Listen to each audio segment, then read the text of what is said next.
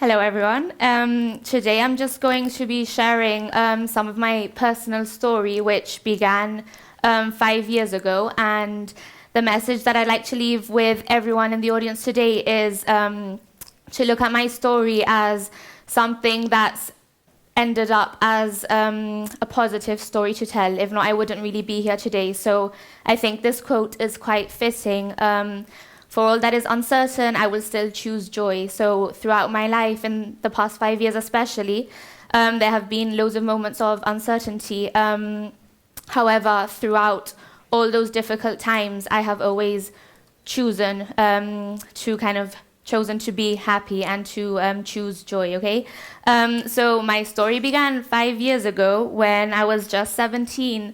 I was diagnosed with womb cancer. More specifically, it's adenosarcoma of the uterus. It's a really rare form of cancer. Sarcoma itself is very rare, and the fact that they found it in my uterus is even more so really rare. Not only that, but also being so young. This all came after a few biopsies. It was, in fact, 3 biopsies, some MRI scans, and just loads of different consultations with different doctors. No one really knew what was causing all of the pain that I was experiencing. Later on, we figured out that it was, in fact, cancer. It was a tumor about the size of a tennis ball, taking up the whole of my uterus. And as you can imagine, this was quite shocking for me at the time, being so young. No? Doctors all over UK didn't really know the cause of this, why this was happening to someone so young. As you can see here, highlighted in bold, it's most common in postmenopausal women. So there are loads of women around the world who have womb cancer, have had womb cancer, but they're usually older women in their 40s, 50s, later on in life. So it was something quite weird happening to me so young. I like to think that I'm unique in that way. So as you can see on this slide, womb cancer is one of the 5 gynecological cancers, and they affect loads and loads of women around the world, okay? I didn't know this at the time, so being just 17, I had heard of breast cancer, brain cancer, but I'd never really heard of womb cancer. I didn't know that womb cancer even existed. I didn't really know what that was. And at the time, I wasn't really ready to kind of face the implications that came with this diagnosis. So moving on, everything happened quite fast. I was diagnosed in February, and by the beginning of March, I had to travel to the UK to undergo a hysterectomy at the Royal Marsden. So again, I didn't really know what was going to be what was going to happen in the procedure. Thankfully, I had a really, really good doctor who I'm still in contact with today, and he kind of kept myself and my parents in the loop with everything, and he was really, really adamant, which I'm really thankful for today, to keep my ovaries. So although I had a hysterectomy and they removed my uterus, I still have my ovaries today, which has made a big difference to the way that my story has played out and will play out in the future. So as you can see from the second picture, that was my tummy on the day of my surgery. It was done robotically, which I think, again, is quite cool. I don't have a big scar on my tummy, which was something that I was quite nervous about. I didn't really want to have any scarring, so instead I just have 4 small incisions, which are still there today, but I've learned to kind of accept it. At first I wasn't so happy about them, but I'm learning to love them now, I guess. So my family has been really, really good with my whole diagnosis and aftercare. It's crazy to think that there are actually 4 generations of cancer patients in my family. If you look over there, that's my great-grandmother in front of the steps of the Royal Marsden.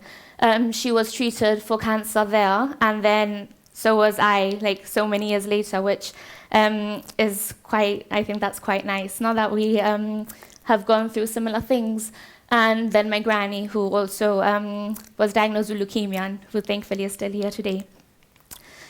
So like with any other illness, not just specifically cancer, there's been loads of ups and downs. I've slept in countless hospital beds. I've had loads of blood taken out of me, seen loads of different doctors, had to explain my story to loads of different doctors, had loads of scans, you name it, like everything has happened, no? But one of the things that I've kind of hung on to is my support system and my support network.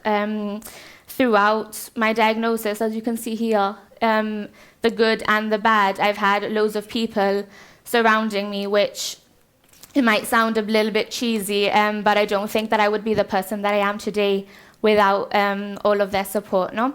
And I think that that's a real big game changer when you're going through something, not just cancer, but perhaps any other illness. You do feel very isolated, very lonely, like you cannot share some of the things that maybe your friends are going through. You cannot really relate to them as much, no? Perhaps they cannot really relate to you as much. You try and put on a brave face, not just for your family, for your friends, and having a support network is really, really important. And I think that that is what has helped me like be here speaking about this for one, and also being so kind of positive with the way that things have turned out. So yeah, these are just some pictures of some of the really, really important people in my life who have kind of helped me throughout different stages. If I had a picture for every single person that has come into my life throughout the past 5 years, we would be here till tomorrow, because so many people, even strangers that I didn't know before, have kind of taken their time to speak to me, to get to know my story, try and give me some advice. And it's crazy to think that through this like negative thing, not my cancer, I've managed to build relationships and form friendships with so many people. So that's something that I'm really grateful for.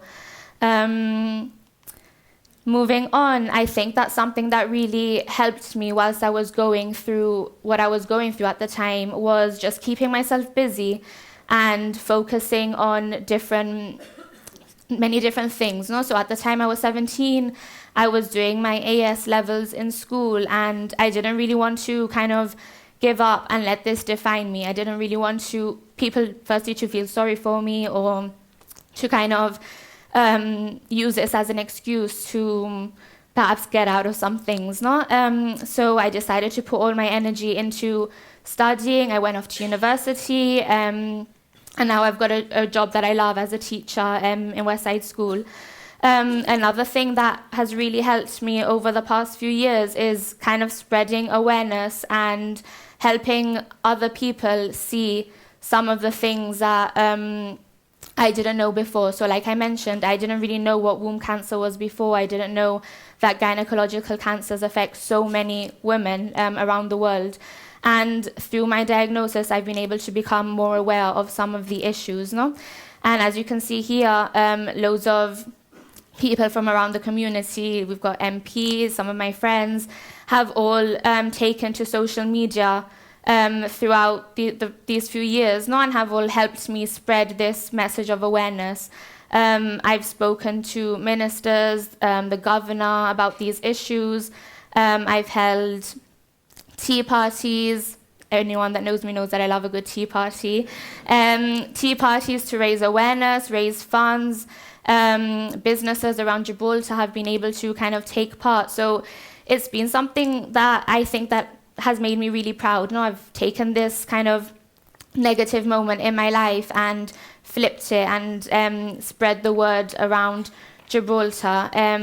Not only just Gibraltar, but also more worldwide. No, I've written articles for the Eve Appeal, the only UK charity that raises awareness for the 5 gynecological cancers, for the Royal Marsden Cancer Charity, obviously locally for the Gibraltar Chronicle.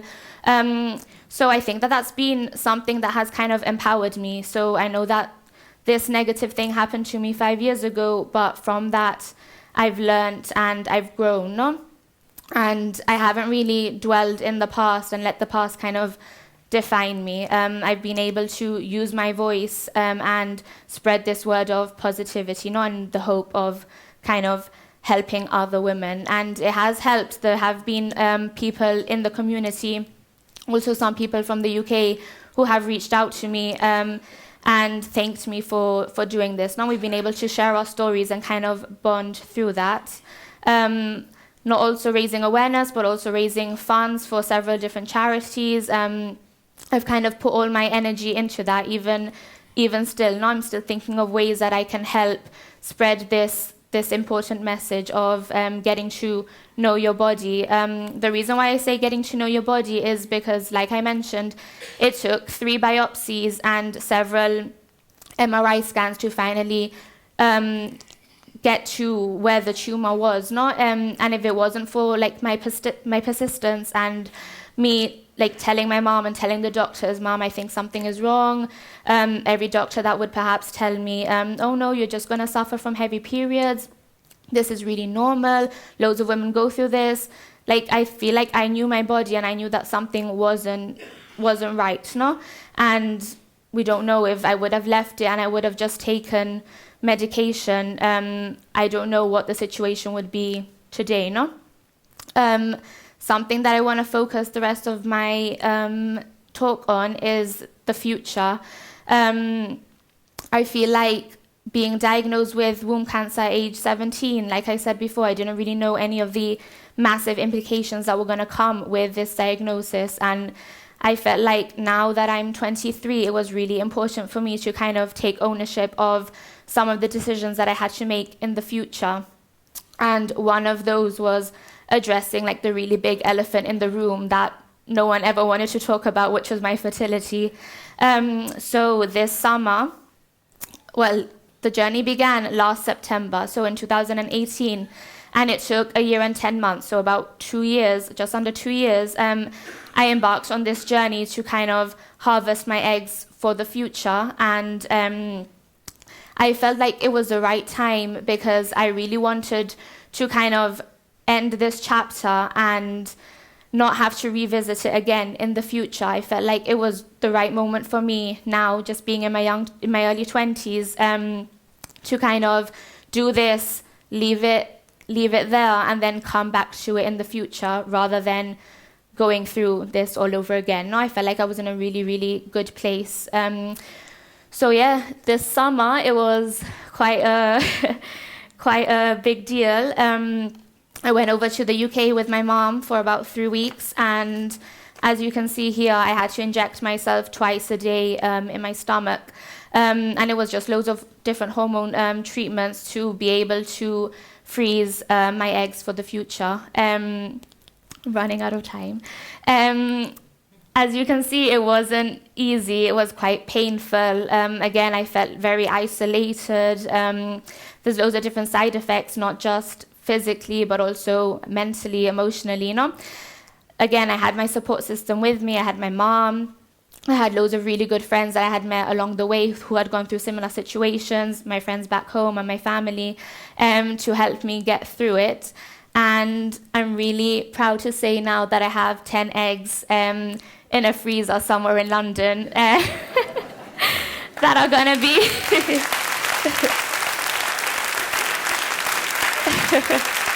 that will be my future children. So it's really weird to think about, but it's also quite cool. And I feel like it's amazing what these advances in science can do for women like me. I mean, I'm not the only one. 1 in 8 couples go through infertility issues around the world. And I've been through it by myself at this young age. And I really, really do sympathize with those women and those couples who are trying and trying and trying to have kids, and like it doesn't work for them, because I know what it feels like, Just very quickly, I just want to leave off saying that I don't know how my future children are going to come to me, I've got this really, really good advantage now that if I ever do want to go through the path of surrogacy, perhaps, just because obviously I cannot actually hold my own biological child or conceive it, I could go down the path of surrogacy, I can go down the path of adoption. You know, there's loads of different options nowadays, which I'm really, really grateful for. So although I don't really know what the future holds for me, I think that it's quite cool to have all of these options open, and I mean, just wait and see. Like it says here, I'm just going to wait, and I've done this. I know that this is one of my options. I might not even go down that option, but it's really good that I've been able to kind of do this for myself now, and just wait and see what the future holds for me. So, yeah.